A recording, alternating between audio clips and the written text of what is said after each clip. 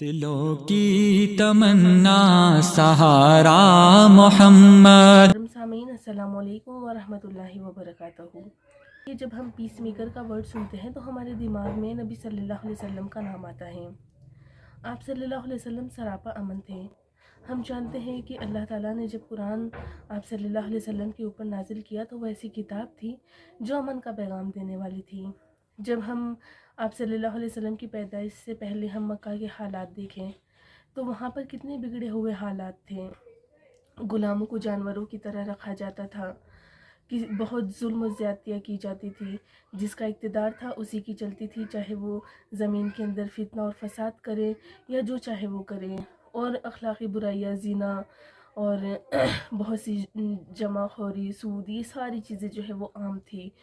تو ان ساری چیزوں کے اندر جو لوگ تھے وہ شرک کے اندھیروں میں ڈوبے ہوئے تھے، لیکن جب آپ صلی اللہ علیہ وسلم آئے تو اس کے بعد میں مکہ دیکھے ہم کہ کیسے امن کا شہر بن گیا۔ تو یہ ساری تعلیمات جو وہ ہے آپ صلی اللہ علیہ وسلم کی تھی کہ ہر جگہ جو ہے وہ امن قائم ہو گیا۔ اب ہم دیکھیں کہ آپ صلی اللہ علیہ وسلم نے کیا کیا ایفورٹ کیے امن کو قائم کرنے کے لیے۔ تو سب سے پہلا جو ہے وہ تھا کہ آپ صلی اللہ علیہ وسلم نے جو حجر اسود کو فکس کرنے کا تھا، کہ لوگ جو ہیں اس بات کے اوپر جھگڑ رہے تھے، لیکن انہوں نے آپ صلی اللہ علیہ وسلم کی رائے مانی کہ جو سردار تھے انہوں نے چادر کو چاروں کونوں سے پکڑا اور پتھر کو جو ہے وہ کعبے تک لے کر گئے۔ جب وہ وہاں تک لے کر گئے تو آپ صلی اللہ علیہ وسلم نے اٹھا کر اس پتھر کو کعبے پر رکھ دیا۔ تو دیکھیں کہ آپ صلی اللہ اس چیز کے پیچھے مقصد کیا تھا کہ امن قائم رہے اور لڑائی اور جھگڑا نہ ہو۔ دوسری جو چیز تھی وہ طائف کا سفر، کہ آپ صلی اللہ علیہ وسلم نے جب طائف کا سفر کیا تو لوگوں نے ان کی بہت مخالفت کی، لیکن ہم دیکھتے ہیں کہ آپ صلی اللہ علیہ وسلم نے ان سے بدلہ نہیں لیا، بلکہ کیا کہا کہ اللہ تعالیٰ ان کو ہدایت دے گا۔ اتنا ظلم کیا کہ آپ صلی اللہ علیہ وسلم کی جوتیاں مبارک خون سے تر ہو گئی، لیکن جب جبریل علیہ السلام آئے انہوں نے پوچھا انہوں نے کہا کہ ان دونوں وادیوں کے بیچ میں ان کو جو ہے وہ کچل دیا، کیا میں ان کو کچل دوں؟ تو آپ نے فرمایا کہ نہیں، اللہ ضرور ان کو ہدایت دے گا۔ آپ نے جو ہے ان کے لیے ہدایت کی دعا مانگی۔ تو یہ تھا کہ آپ صلی اللہ علیہ وسلم نے جو ہے ان کے اوپر ظلم نہیں کیا بلکہ امن کو قائم رہنے دیا۔ تیسری جو چیز ہے وہ کہ جب آپ صلی اللہ علیہ وسلم مدینہ گئے تو وہاں پر ہم دیکھتے ہیں کہ کیسے انہوں نے جو ہے وہ بھائی چارے کی فضا قائم کری، کیسے جو ہے وہ انصار اور مہاجرین جو تھے وہ بھائی بھائی ہو گئے اور ایک دوسرے پر جو ہے وہ جان دینے لگ گئے۔ تو اتنا زیادہ جو ہے وہ ایک دوسرے سے محبت کرنے لگے تھے۔ تو یہ بھائی چارے کی فضا آپ صلی اللہ علیہ وسلم نے قائم کری۔ پھر جو ہے مدینہ کے اندر دو قبیلے تھے، اوس اور خزرج، تو ان کے بیچ میں جو ہے وہ برسوں سے لڑائیاں چلی آ رہی تھیں، لیکن آپ صلی اللہ علیہ وسلم جب وہاں پر گئے تو ان دونوں قبیلوں کے بیچ میں جو ہے وہ صلح کروائی، اور صلح کروانے سے جو ہے وہ لڑائیاں ہمیشہ کے لیے ختم ہو گئیں۔ تو آپ صلی اللہ علیہ وسلم نے ہر جگہ جو ہے وہ امن کا پیغام دیا۔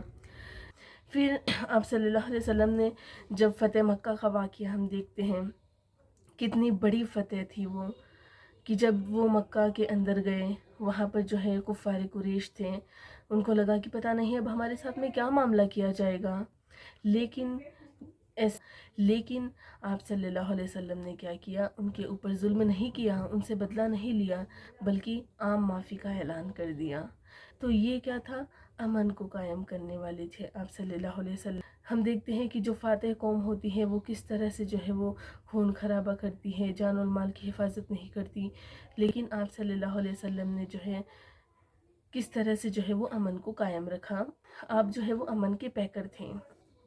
پھر جو ہے ایک واقعہ حجۃ الوداع کے موقع پر آپ صلی اللہ علیہ وسلم نے جو چیزیں ہمیں بتائی اس کا تعلق جو ہے وہ پیس سے تھا، اور میں آپ کو سناتی ہوں کہ آپ صلی اللہ علیہ وسلم نے جو ہے وہ اس وقت کیا کہا تھا۔ آپ صلی اللہ علیہ وسلم نے کہا کہ لوگوں، تمہارا رب ایک ہے اور تم سب ایک، تمہارا باپ ایک ہے، تم سب آدم کی اولاد ہو، آدم مٹی سے بنے تھے، تم میں سے اللہ کی نگاہ میں سب سے افضل وہ ہے جو اس سے سب سے زیادہ ڈرنے والا ہے۔ کسی عربی کو کسی غیر عربی پر اور کسی غیر عربی کو کسی عربی پر، کسی کالے کو کسی گورے پر اور کسی گورے کو کسی کالے پر کوئی فضیلت نہیں سوائے تقوی کے۔ تو یہ آپ صلی اللہ علیہ وسلم نے کہا تھا کہ آج جو ہے وہ جو لڑائیاں ہوتا ہے وہ اس وجہ سے بھی تو بہت ہوتا ہے کہ ہم اس سے بڑے ہیں، ہمارے قبیلے بڑے ہیں، ہم گورے ہیں تو ہماری زیادہ چلے گی۔ تو آپ صلی اللہ علیہ وسلم نے کیا کہا کہ اللہ کے نزدیک سب سے بڑا وہ ہے جو اس سے سب سے زیادہ ڈرنے والا ہو۔ اس وقت آپ صلی اللہ علیہ وسلم نے جو ہے وہ عورتوں کو حق دینے کی بات کہی، ایکویلٹی کی بات کہی، انسان کے جینے کو حق کو یقینی بنایا جو اسے اللہ نے دیا تھا، دنیا کے اندر آ کر امن کا پیغام۔ زمانے کی ہے رہنمائی کا مرکز، ہدایت کا روشن ستارہ محمد۔